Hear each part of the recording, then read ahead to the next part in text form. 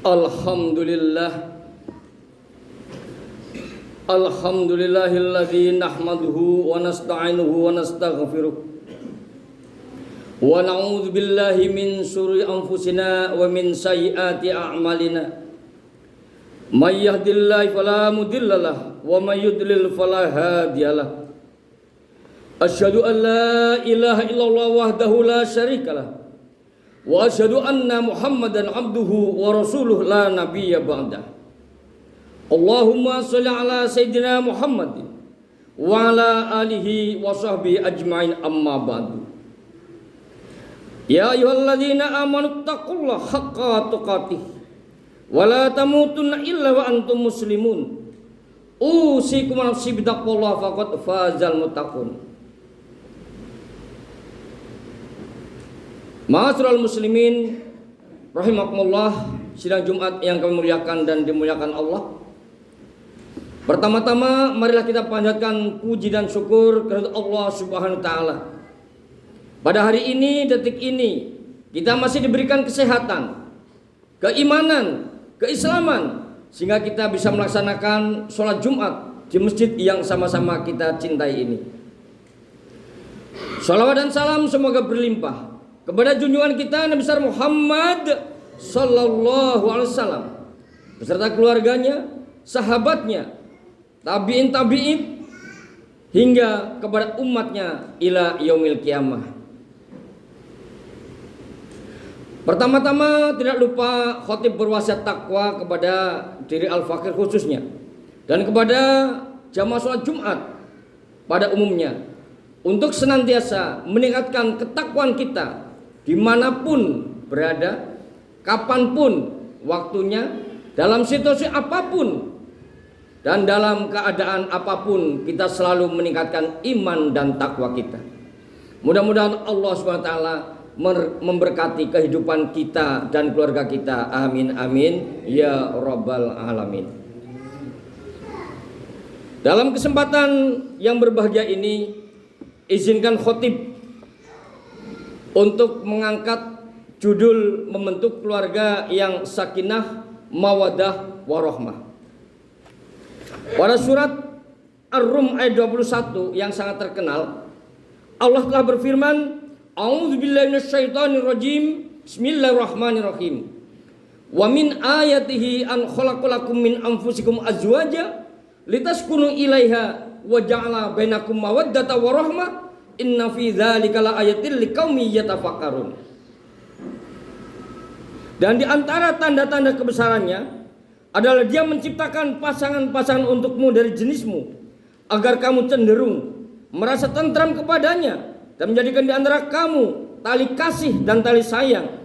Sungguh apa yang demikian itu benar-benar tanda kebesaran Allah bagi kaum yang berfikir. Quran surat Ar-Rum ayat 21. Ma'asyiral muslimin rahimakumullah, sidang Jumat yang kemuliakan dan dimuliakan Allah. Tujuan rumah tangga tidak lain adalah membentuk keluarga yang sakinah, mawadah, warahmah. Itulah yang terpenting bagi kehidupan keluarga. Karena dengan sakinah, keluarga itu menjadi tenang. Dengan berkeluarga, orang akan menjadi tenang. Matanya tidak jelalatan, hatinya tidak tergoncang karena sudah berkeluarga. Ketenangan inilah yang akan menjadikan seseorang itu akan aman dalam kehidupannya dari berbagai godaan-godaan yang ada di dalam masyarakat, di YouTube, di Twitter, di Facebook, di WA. Karena apa? Kita sudah mempunyai istri, sehingga hidup kita menjadi tenang. Yang kedua, tujuan dari pernikahan adalah mawaddah, yaitu menjadikan kasih dan sayang. Kasih dan sayang ini bukan diartikan ketika kita masih pacaran. Mungkin kalau dalam pacaran, katakanlah orang baru senang, anak muda, itu yang ada rasa cinta. Dan cinta itu buta. Seolah-olah indah semua kehidupannya. Laki-lakinya baik, kata-katanya sopan santun bicaranya, perempuannya indah dipandang mata. Tapi dengan kasih dan sayang, kecantikan dan keindahan itu tidak jadi ukuran. Kalau dalam bahasa Arabnya dikatakan laisal jamalu yaswabintu jajinuha innal jamala jamalumin indal adabi. Bukanlah kecantikan itu karena indahnya pakaian, gemerlapnya muka yang cantik dan yang lain, tapi indahnya suatu keindahan adalah karena indah ilmu serta adabnya. Seorang laki-laki yang indah, seorang perempuan yang indah itu karena indah ilmunya dan indah adabnya. Untuk apa ilmunya tinggi-tinggi S1, S2, S3 kalau akhlaknya tidak indah? Begitupun sebaliknya. Keindahan itu kalau tidak dilambari dengan ilmu, itu juga akan menjadikan kekurangan bagi dirinya. Karena indahnya kecantikan seorang tanpa dengan ilmu akan menjadikan kekurangan yang sangat fatal. Bicaranya menyakiti orang, bicaranya menyakitin suami, tidak terima dengan nasib yang diterima. Oleh karena itu dengan sakinah, kasih dan sayang itu akan terjaga bagi keluarga itu selama-lamanya. Apa kekurangan suami adalah indah bagi mata istri, apa kekurangan istri adalah indah di mata suami. Karena tidak ada yang sempurna bagi kehidupan. Tidak ada laki-laki sempurna dan tidak ada wanita yang sempurna. Ya. Rasulullah dalam keluarganya itu selalu memuji-muji istrinya dengan ya Humairah, wahai bidadariku yang pipinya kemerah-merahan. Enggak pernah Rasul itu memanggil nama istrinya dengan namanya ataupun memanggil panggilan yang jelek-jelek, tapi dengan sebutan-sebutan yang indah, yang enak didengar oleh istrinya. Dan Rasulullah selama hidupnya tidak pernah tangannya itu memukul istrinya. Dalam suatu hadis dari Aisyah, Rasulullah sama sekali tidak pernah memukul sesuatu dengan tangannya, tidak pula terhadap seorang istrinya dan tidak pula terhadap seorang pelayannya, kecuali jihad di jalan Allah. Kalau jihad iya Rasulullah, yang memukul, yang mungkin juga membunuh, juga memanah, juga mungkin dengan pedang dan yang lainnya, kecuali jihad. Tapi dengan keluarganya, istrinya, pelayannya tidak ada kata-kata memukul ataupun menghardik. Nah, yang ketiga tujuan daripada keluarga adalah warohmah, yaitu penuh dengan keberkatan. Keberkatan ini tidak diukur dengan banyaknya harta. Ukuran harta itu tidak menjadi jaminan suatu keluarga itu menjadi bahagia. Banyak keluarga-keluarga yang sudah sangat terkenal, yang dulunya mungkin belum jadi gubernur, hartanya banyak, akhirnya masuk ke kandang KPK, ataupun anggota DPR, ataupun ketua partai, ataupun bupati, ataupun polisi yang saling tembak barangkali itu. Ya barangkali memang tidak ada warohmah, tidak ada keberkatan hidup, sehingga mereka itu semuanya diukur dengan harta. Kalau ukurannya warohmah, keberkatan hidup, seberapapun rezeki kita, itu akan menjadikan keberkatan dalam hidup.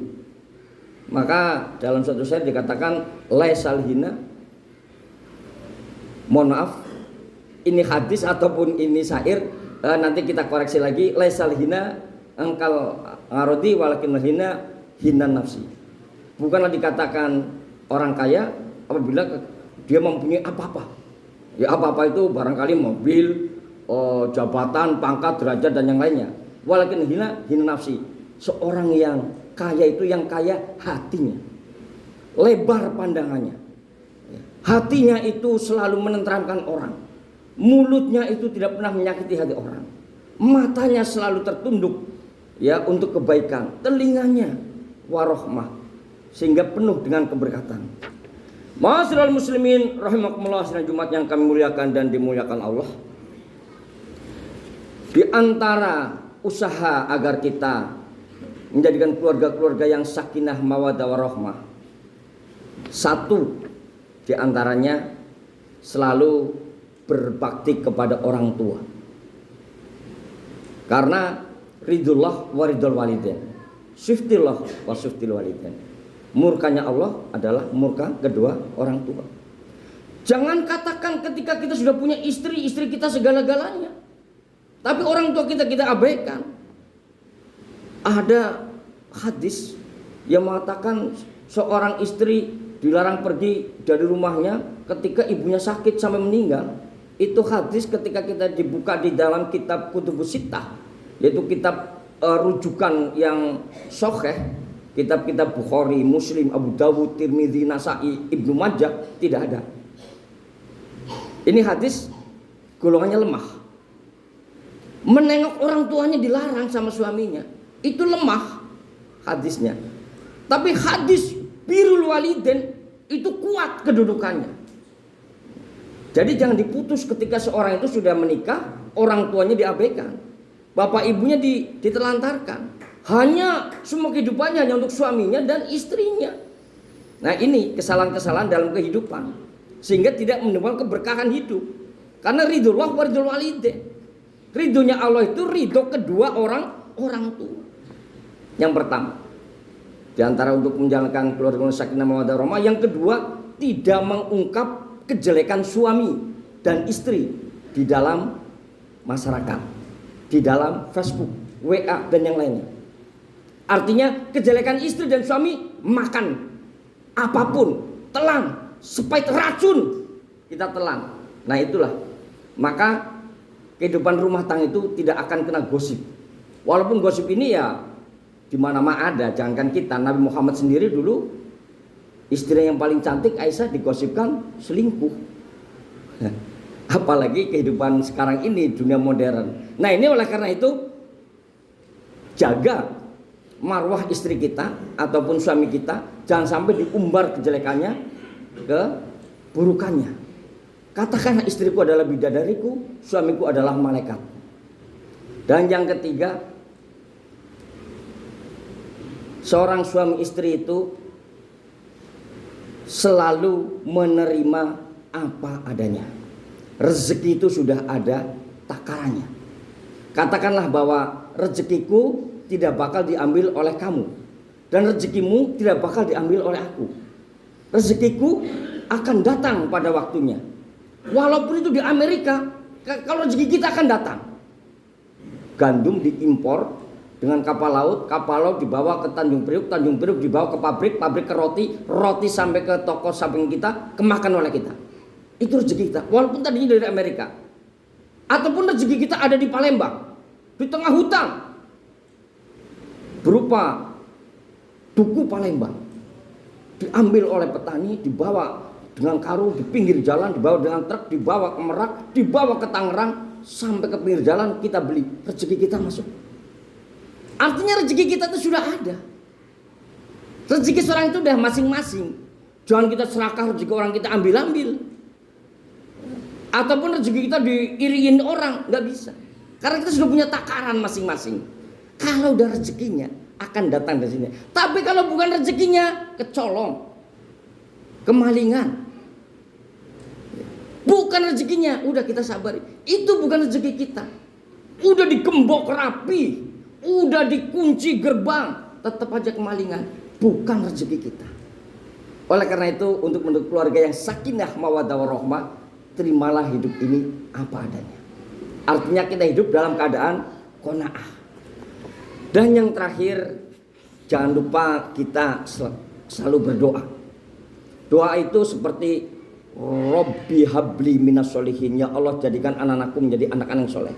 Atau Rabbana hablana min azwajina, jadikan istri-istriku wa dzurriyyatina, anak-anakku qurratan, cahaya pandangan mata. Wa ja'alna taqina imama, jadikan mereka pemimpin orang-orang beriman. Jangan jadi pemimpin orang-orang bajingan, pemimpin koruptor, pemimpin orang yang tidak baik. Tapi kita berdoa agar anak kita menjadi pemimpin orang-orang yang beriman. Rabbana hablana min azwajina wa dzurriyyatina qurratan a'yun wa ja'alna taqina imama. Rabbi hablina sholihin, Rabbi firli wali walidayya warhamu makama rabbani shaghira. Selalu kepada orang tua kita selalu doakan. Sebetulnya yang terakhir ini kisah benar atau tidak benar, tapi saya dengarnya dari dosen saya di IAIN Ciputat. Ada keluarga yang punya anak 8. dia kesusahan dalam kehidupannya, tapi dia sukses mengantarkan anaknya menjadi sarjana semua. Ketika ditanya apa resepnya, dia dan istrinya dan anak 8 itu diwajibkan sholat tahajud di sepertiga malam. Sepertiga malam dia bangun, dia tahajud, dia hajat, dia witir, dia sholat fajar, dia sholat subuh berjamaah dalam keluarganya. Allah tahu memberikan jalan. Tanah yang tidak dipakai disewa sama Ahaz, dibayar 100 juta untuk 10 tahun. Dari situlah dia mulai bergerak ekonominya, mulai bergerak anaknya pada kuliah dan saling bantu-bantu. Hanya karena tahajud malam. Diwajibkan bagi anak dan istrinya. Bukan hanya dirinya, tapi istrinya dan anaknya. Bukan sunat lagi. Inilah diantaranya ketukan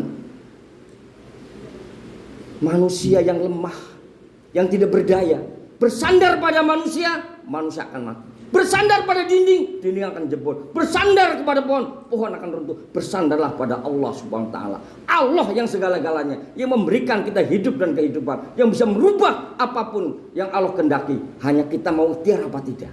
Demikianlah bisa kami sampaikan. Mudah-mudahan khutbah ini menggugah kita semuanya menjadi keluarga-keluarga yang sakinah, mawaddah, warahmah. Barakallahu lakum fil Qur'anil azim wa nafani wa iyyakum bima fi min ayati min dzikril kalim wa taqabbal minkum tilawatahu innahu ghafurur rahim wa qur rabbi fir warham wa anta khairur rahimin.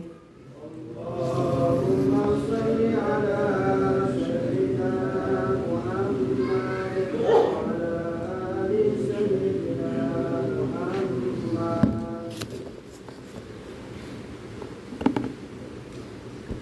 Alhamdulillah.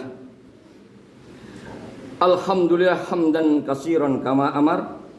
Wa asyhadu an la ilaha illallah wahdahu la syarikalah irghaman liman jahada wa kafar. Wa asyhadu anna sayyidina Muhammadan abduhu wa rasuluh sayyidul insi wal bashar. Allahumma shalli wa sallim ala sayyidina Muhammadin wa ala alihi wa sahbihi man tasarat ainim binadhar amma ba'du.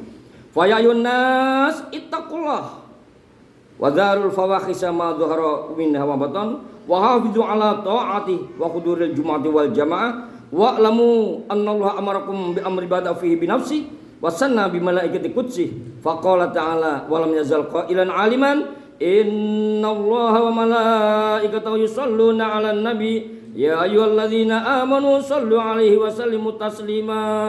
Allahumma sholli wa sallim ala sayyidina Muhammadin wa ala ali sayyidina Muhammad kama shallaita ala sayyidina Ibrahim wa ala ali sayyidina Ibrahim fil alamin innaka Hamidum Majid. Allahumma fir lil muslimina wal muslimat wal mu'minina wal mu'minat al ahya'i minhum wal amwat innaka sami'un qaribun mujibud da'wat ya qadal hajat. Allahumma inni a'udzubika min jahdil bala wa darkis syaqa wa su'il qada wa samatatil a'da. Rabbi ja'alni muqimas sholati wa min dzurriyyati rabbana wa taqabbal du'a. Rabbana hab lana min azwajina wa dzurriyyatina qurratan a'yuni waj'alna takana imama. Rabbana dzalamna anfusana wa illam taghfir lana wa tarhamna lanakunanna minal khasirin. Rabbana atina fid dunya hasanah wa fil akhirati hasanah wa qina adzabannar. Subhana rabbika rabbil izzati amma yasifun. Salamun ala mursalin walhamdulillahi rabbil alamin. Ibadallah, innallaha ya'murukum bil 'adli wal ihsan wa ita'il qurba wa yanha 'anil fahsya'i wal munkari wal baghi ya'idzukum la'allakum tadhakkarun fadhkurullaha 'azim yadhkurkum was'alu min fadlihi yu'tikum wa la dzikrullahi akbar wa ajal.